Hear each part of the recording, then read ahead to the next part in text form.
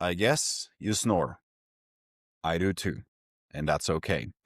Snoring can happen for various reasons. And it can have a crazy, impact on your health and longevity to such a degree that I could arguably say it's like one of the most downplayed and underrated conditions that will literally take years of your life.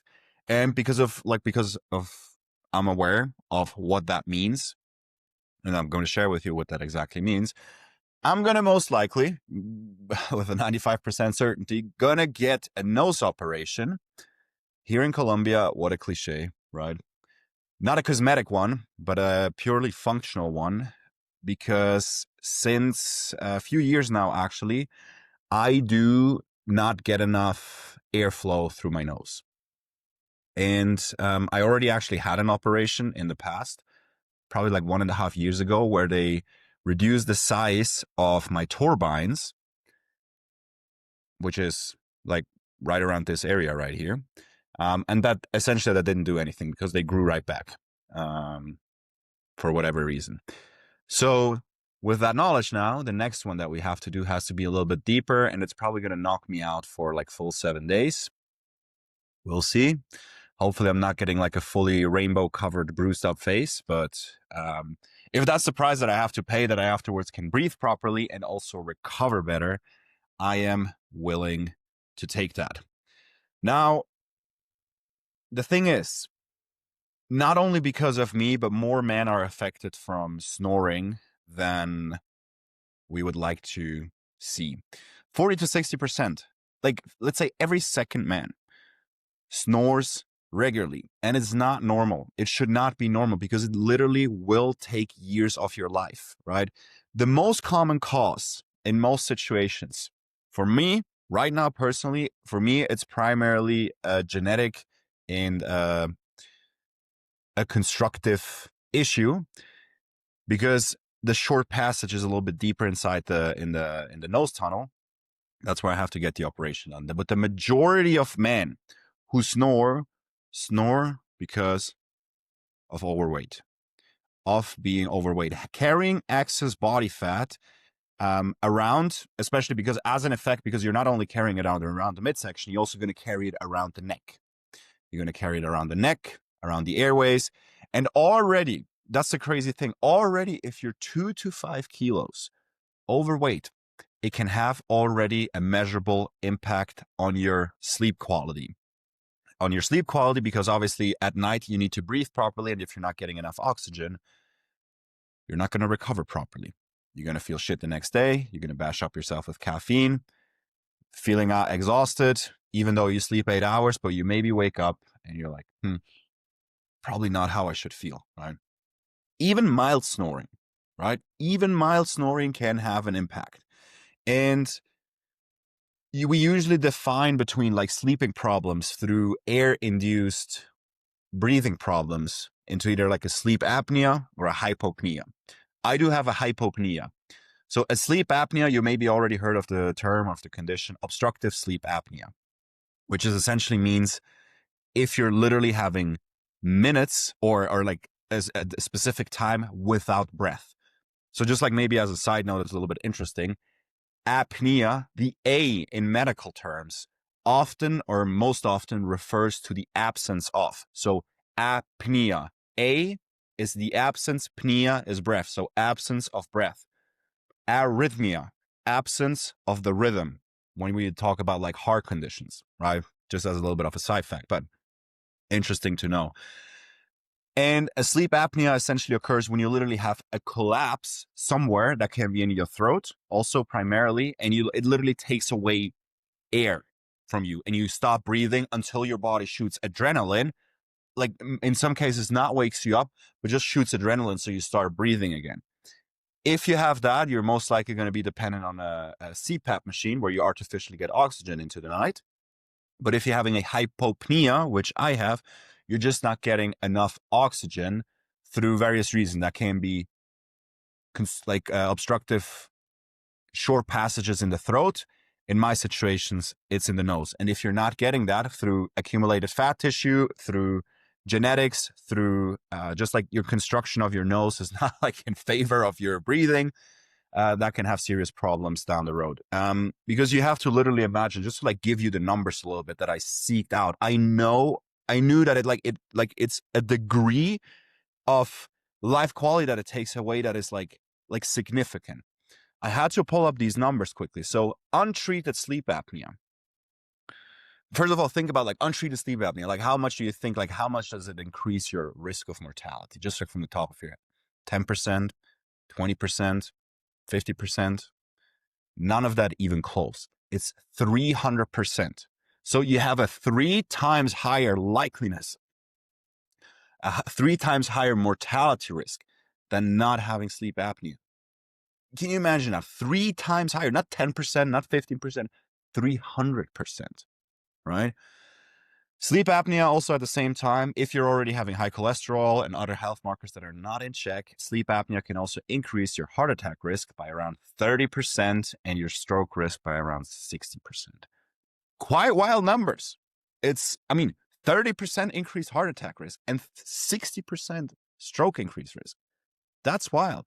And you also you have to keep in mind, it's not only like what it does consistently to you, but also like one night of the fragmented sleep because of your snoring, it can also at the same time, over time, then reduce your testosterone because as we know, sleep depriving, if that's via hours, because you're not getting enough sleep time, or if your quality is not good enough, even if you get 8 hours, but you have not enough oxygen, it can decrease your testosterone 10 to 15%, which is the equivalent of literally like aging years overnight.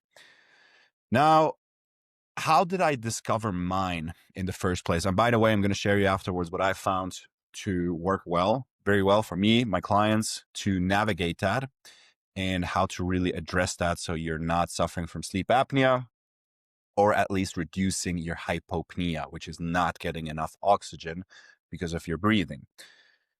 Now, in my situation, it was, in the meantime, just shy about like 2 years ago. I would say like 22 months ago, roughly.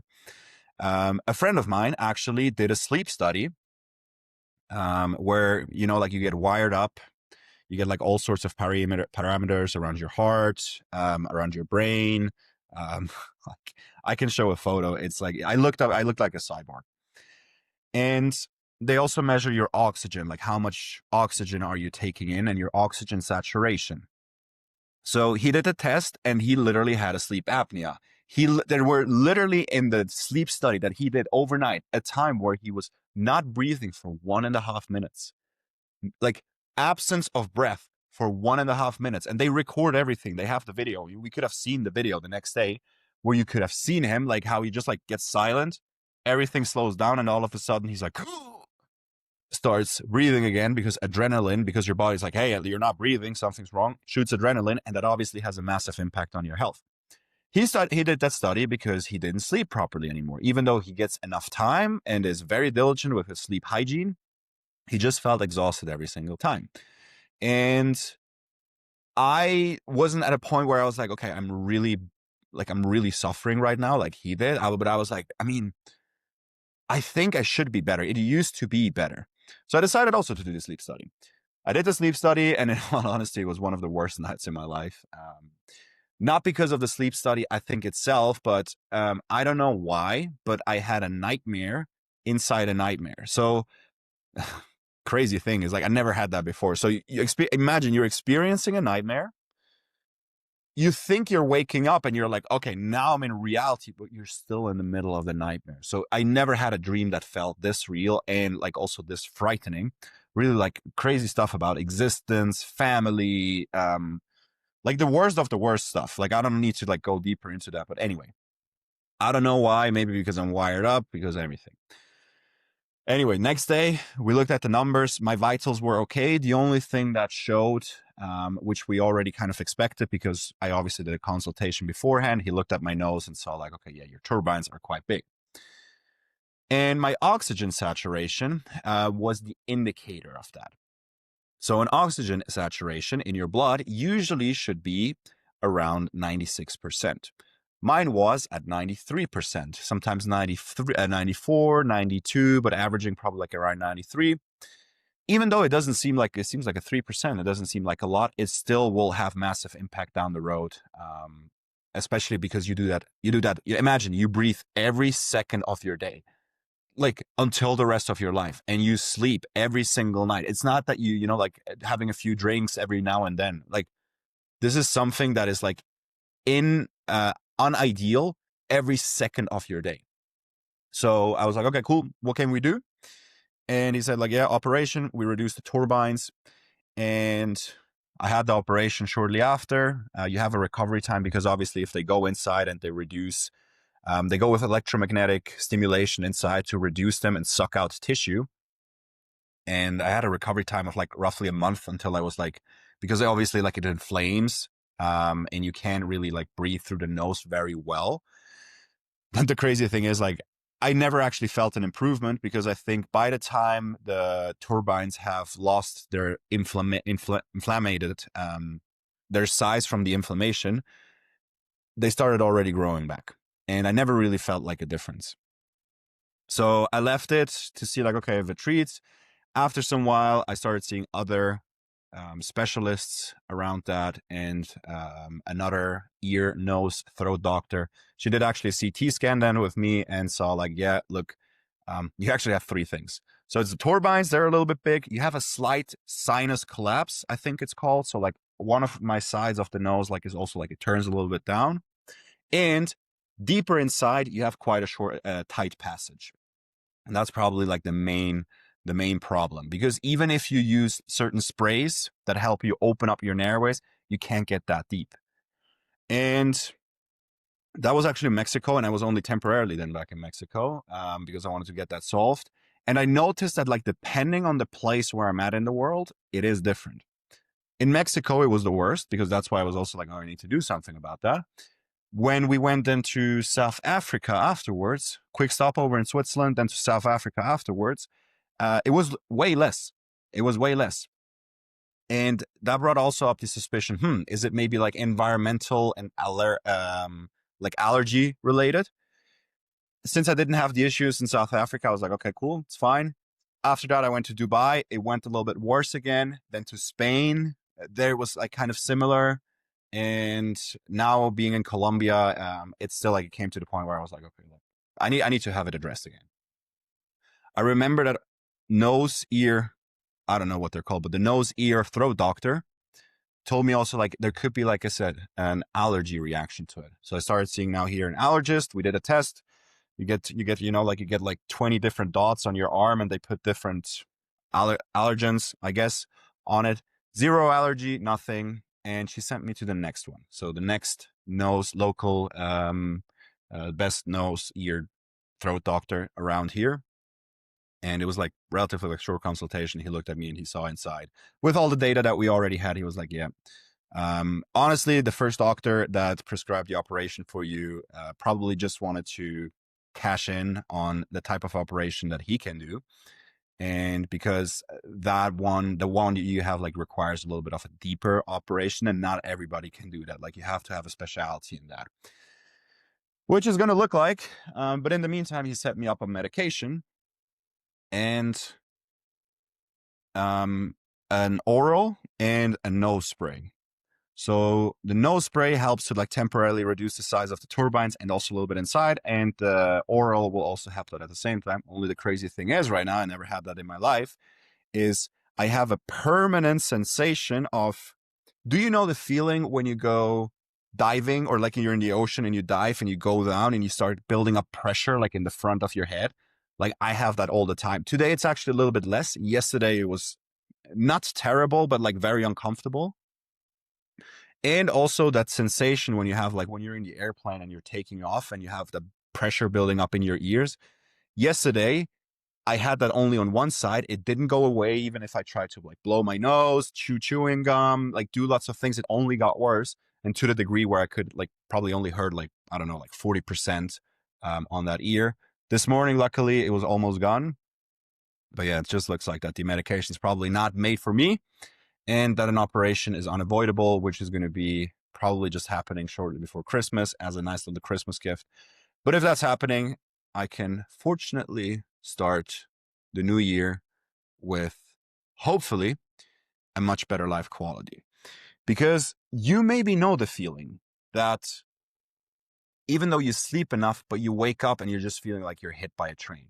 I mean, that can be obviously if you're not having optimal sleep hygiene, a lot of different things, but even if you have like a lot of optimal things that you do regarding your sleep hygiene, which I do also, which I preach, which I have also like a completely separate episode about that. If you want to look at that, how to optimize your sleep from a lot of the things that you have control over. Even then, the recovery is not there yet where it should be. So what I found out, or the easiest way for you now listening, if you're snoring and you have that feeling that you're waking up not energized, the number one factor for why 50% of men are snoring is being overweight. So meaning if you reduce your weight and you get to a healthy body weight, your snoring will improve 100%. What you can actually do if you're not sure about that is I track my snoring, my night every now and then. I have this hack or this app from the world's number one sleep researcher, Matt Walker. Great book, by the way, How to Improve Your Sleep. But there's an app called Snore Lab. And I don't need to update that. That's okay. And essentially, you can track different things, track your sleep, and also see how different things affect your tracking, because you have different tags where you can, like, for example, here in my site, I have my nasal straps. If I use them, if I use supplements like magnesium glycinate or L-theanine, if I use the nasal spray number 1 or nasal spray number 2, if I use other remedies or factors that can obviously also play into that. Like what's your weight? Because obviously if you lose weight over time, the sleep score can improve and the app will see that. It's a completely free app. It's brilliant. If you worked out, if you had, like, these are the ones that I use a lot. If I use caffeine today, if I had a walk after dinner, you can also obviously have things if you had orgasms, if you had sex, that obviously all has an impact on your sleep quality. If you feel exhausted, if you ate late, if you're not sleeping in your bed, if you're dehydrated, if you're smoking, if you drink alcohol, like all these things. So you can track that, put it aside, click on record. It actually doesn't take a lot of battery. It takes overnight probably like 15%, but it records your sleep. And the next morning it gives you a score. You can listen to it. That's the crazy thing. That's very interesting to see. You hear how strong you're snoring, and it gives you also like data to see like, okay, what is working for me? What makes it better? What makes it worse? Because what I, for example, like obviously noticed is if I eat later than I usually do, I usually go to bed by 10. I usually try to eat by 6:30, the latest 7, which is still like, I try to be a little bit earlier, but it's like 3 hours roughly. If I eat later than that, I snore more. If I eat later than my usual time, I snore more. I don't drink alcohol, so I can't say on that one, but probably if you're drinking alcohol, that will have an impact too. The later you eat, probably too. Probably it will have a direct impact if you do. There's a tag also that's called 4-hour fast. So if you fast 4 hours before you go to sleep, this is the right way of fasting, by the way. Forget intermittent fasting, forget skipping breakfast. You should like rather have more time in the evening where you're not eating. So you're giving your body the chance to digest, so it doesn't have to digest throughout the night. Drop the heart rate, because digestion takes a lot of your energy, and your heart rate can go down and your body doesn't have to work overnight and does what he does best at night, which is recovering. But if you're going to bed with a full stomach, not a great idea. So Snore Lab can help you with that. There's also an app that goes with it that is called Snore Gym that can have exercises to help you improve, especially if your snore issues are related to the throat, right? Because obviously there's many different reasons. Like being overweight is like the initial trigger, but it can also be if you're a mouth breather. I know I'm a nose breather because there was actually like a time in my life where I conditioned myself to breathe through the nose, meaning I literally taped my mouth at night. So I have to breathe through the nose. Many pro athletes do that actually too. It looks very horrifying. It looks like you're being held hostile or something like that. But if you do that for some time and you tape your mouth, because you should breathe through the nose, you should not breathe through the mouth at night. So you condition your body to breathe through the nose. And ever since I breathe through the nose, but obviously even if you breathe through the nose, you can snore. Now, what can also help is, and that I have to actually use that because of my condition, is nose straps, right? This is the type that I have access to right now here. They're okay. I have another brand that I usually like to do because honestly, like 80% of the nose straps, at least from my situation on the market, are not ideal and don't work well. And this is like the model that I have right now, the black one. But essentially, you take off the stickers, you place it generally relatively low on your nose. You don't place it up here. What I always go by, if you look from the side, like all of us have this slight, like where the soft tissue here starts, where it's not bone, where the soft tissue actually from the front of the nose starts. And I always go down until I hit that one when I'm like, okay, I'm on that. And then that's usually the perfect spot to place it, because obviously it makes a massive difference if you place it well or not so well. So fasting, obviously, before or having enough time, lots of other things that I talk about in the sleep optimization, and also nose sprays. I'm currently experimenting right now with a new one, which I feel doesn't well as good as the one that I've had before. The other one gave me a little bit more of a relief, but it is, yeah, I have to do this test right now to see what I'm responding to, what I'm responding best to. And yeah, I just started the experiment probably like now exactly pretty much a week. I'm going to continue for as long as he said. I should need to do that minimum 2 weeks, because the medication obviously also thus 2 weeks, needs 2 weeks to accumulate in your body. But nonetheless, in my situation, it looks like actually that I have to look into this operation. Again, it was so funny when I thought about it. Like, yeah, like I'm in Colombia, I get a nose surgery, like the capital of cosmetic surgeries. But in my situation, obviously, it's not a cosmetic one. It's a purely, how would you say, like a functional one, a purely functional one. Exactly. So I'm just thinking like what else I could give you here. But like I said, literally like the easiest thing that you can do right now is reducing your body weight overall. That will have a massive impact. Not eat too much food too close to bedtime. Um, also having a quiet place where you can sleep and not have that noise that is like you can hear on the side right now. And use the nose strips. Highly recommended. They make a massive difference for me. So just like to imagine like the difference that they make for me. When I go to bed and I don't have these, I literally feel like I'm not getting enough air, because I try to breathe through the nose and I'm like, okay, like I'm not getting enough air. With that, it makes a massive difference and I feel much better about it. There's still like a physical limitation that is deeper inside, but that's the step now of the doctors, of the surgeons that will have to do so. But again, just to like keep it home, hypopnea or sleep apnea can increase your risk of dying, mortality, up to threefold, 300 more percent, which is wild, which is again, something that I would highly encourage you to look into. It doesn't cost you anything. Download Snore Gym. Very amazing app. You can track your sleep, you can track how much you're snoring, and then from there, take measurements, experiment what works best. Losing weight anyway. If you're anything above 20% body fat, most likely losing body fat will be one of the most profound effects. If you don't know how much body fat you have, usually you can say where your ideal body weight is if you're, let's say, 175, being 75 kilos is probably like your ideal weight if you're not carrying a significant amount of muscle, which most people don't. Even if you have a strong build, even if you used to be more athletic in the past, even if like you don't have strong bones, like you don't have heavy bones, forget about that. Like bones, first of all, the more you age, the lighter your bones get, osteoporosis. And at the same time, your bones don't weigh as much as you think they do. They really don't weigh as much as you think they do. They weigh anywhere from like 2 to 8 kilos. So you don't have heavy bones. Usually it's always like being overweight, and we're carrying more fat than we think we do. So if you're 175 or 180, usually around 80 kilos, if you're not having a significant amount of muscle, is the range where your ideal body weight should be, and where you probably have less problems snoring.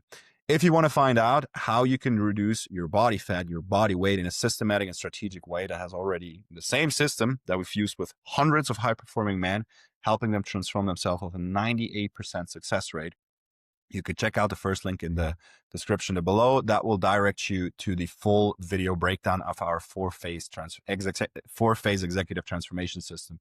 Like I said, that we already transformed hundreds of men with a proven path, with systems that fit your travel schedule, that fit your responsibilities, that adapt to your life and not the other way around, and realistically in less than 2 hours per week. First link in the description, and then I'll see you in the next episode.